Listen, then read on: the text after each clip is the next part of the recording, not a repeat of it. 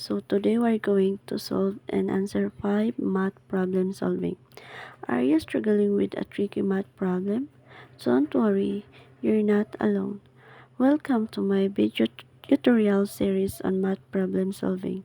In this series, I'm going to guide you through the process of solving various math problems step by step.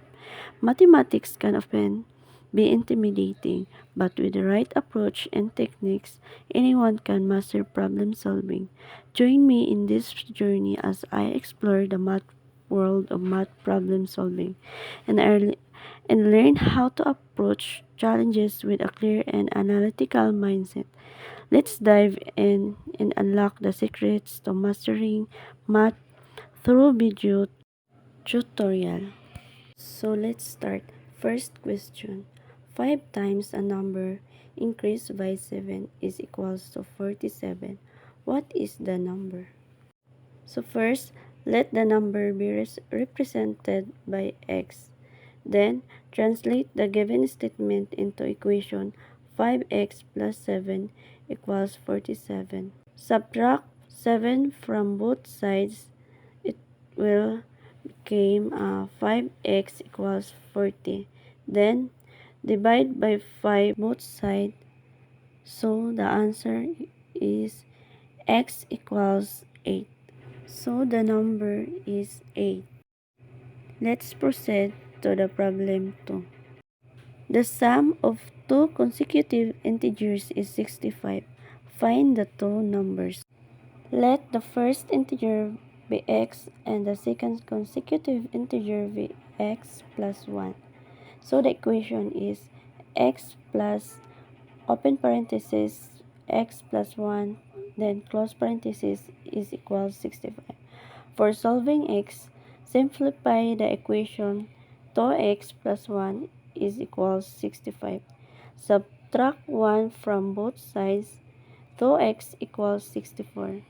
Then divide by 2 to find x.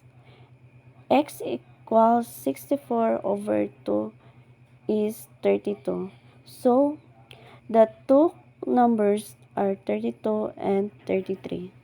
Let's continue to problem 3. 96 golf balls were picked up at the driving range and placed into two buckets. One bucket has 28 more balls than the other bucket. How many golfs are in each bucket? Let the number of balls in one bucket be x and the other bucket be x plus 28. The equation is x plus open parenthesis x plus 28 then equals 26. Solving for x. Simplify the equation 2x plus 28 equals 96. Subtract 28 from both sides. 2x equals 68. Divide 2 to get x. X equals 68 over 2 is 34. The buckets have 34 and 62 golf balls. So let's proceed to the problem 4. A basketball team played 32 games and won 3 times as many games as it lost. How many games did the team win? Let x be the number of game lost. The number of game won is 3 times x. Translate the given statement into equation. X plus 3x equals 32. Combine like terms. 4x equals 32. Then divide by 4. X equals 8. So 8 is equals 8. The team won 3 times, so we will multiply 8 times 3 equals 24. So the team win 24 games. So let's continue to the last number. The sum of two consecutive even integers is 94. Find the numbers. So let the two consecutive even integers be x and x plus 2. So let the two consecutive even integers be x and x plus 2. Translate the given statement into an equation. X plus open parenthesis x plus 2, then close parenthesis, equals 94. Combine like terms, 2x plus 2 equals 94.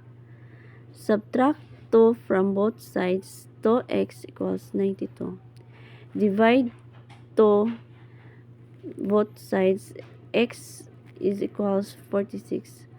So the numbers are 46 and 48. So that's it for today's tutorial. I hope you found it helpful. Thanks for joining me.